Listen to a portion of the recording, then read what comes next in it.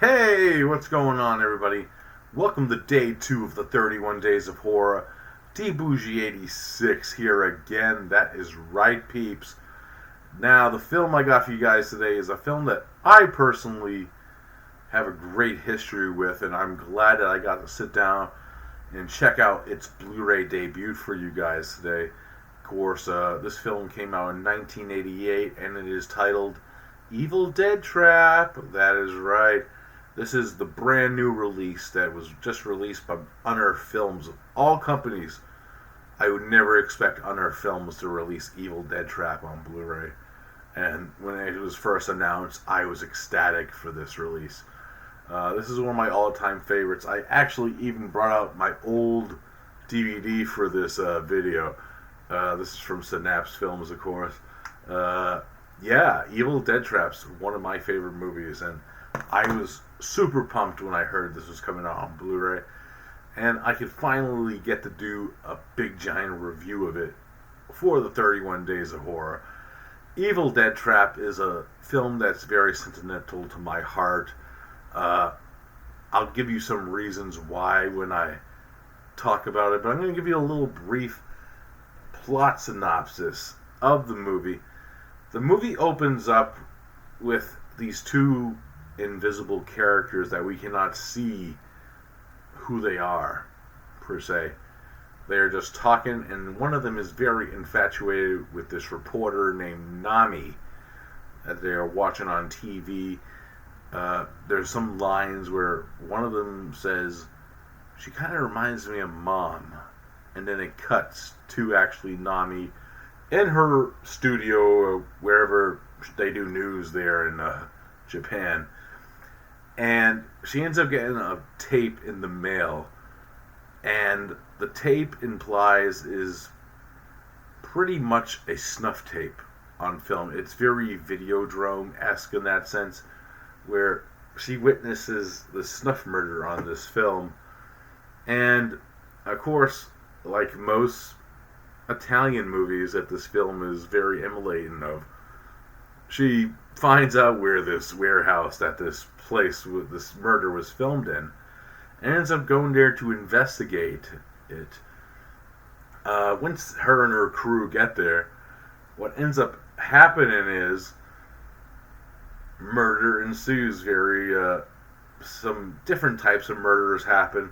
There's a weird ball gag guy that comes in the middle of this that's involved in the situation. I'll talk a little bit about his scene in a minute. And also, what ends up happening is the killer is this guy that we see on the cover of this new release with the rain slicker. And Nami ends up finding out who this killer is, but there might be also two killers. I'll just leave it at that. There's a certain movie that came out this year, which I'm not going to name for the sake of spoilers, for either this movie or that movie, if you haven't seen either one of them. And that kind of emulates sort of the twist of this movie in a certain way. It's a little bit different, but it's also, yeah, it's a what the fuck. Yeah.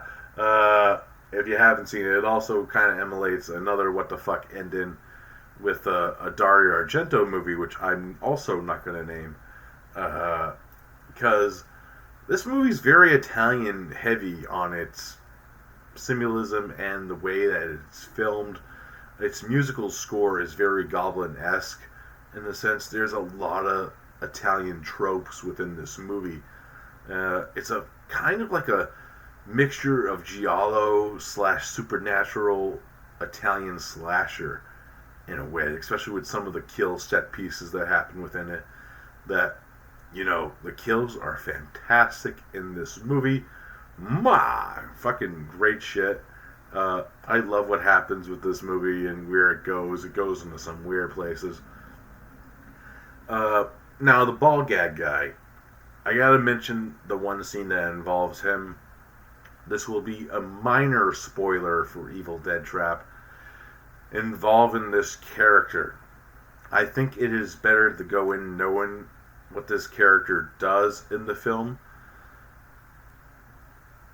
instead of witnessing it. Because I'll admit, the first time I watched it, I'm like, ooh, maybe you could have cut that out, you know? So the ball gag guy comes out, he attacks one of Nami's reporter crew members in the van, and, you know, they cut away from it, and you think, oh my god, did he just kill her?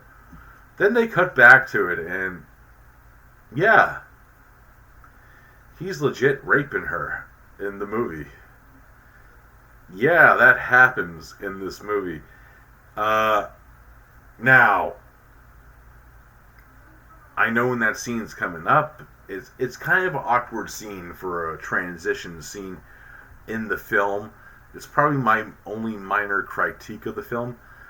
I'm not saying that it's a bad scene or anything. It's just weird that it's in the middle of like this movie, because nothing else involved with the movie as we see it does involve that happening. You know, it's very weird because it doesn't happen again within the film, and it doesn't happen before the movie. It's a very awkward scene, and I think for a lot of like people watching this film for the first time, it could be kind of jarring per se. Like, what the fuck?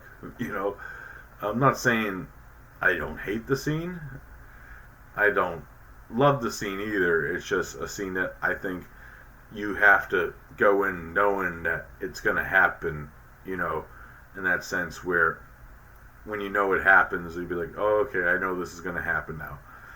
But then once it ends, and nothing else. I'm not going to spoil the rest of what happens with the climax of that scene. But it was jarring on first time watch for me when I seen this film years ago. Now, with that being said, Evil Dead Trap's a fucking blast of a film. Like I said, it emulates a lot of the cinema that I loved and grew up watching at the time before I seen it. So it was made for me pretty much.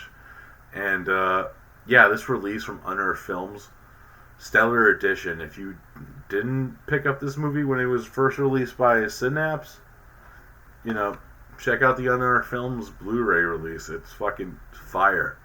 If you haven't seen it, check it out. I highly, highly recommend Evil Dead Trap. Alright guys, that's it for day 2. I hope you enjoyed it. I'll be back tomorrow with another one for you guys. See you then. Bye-bye.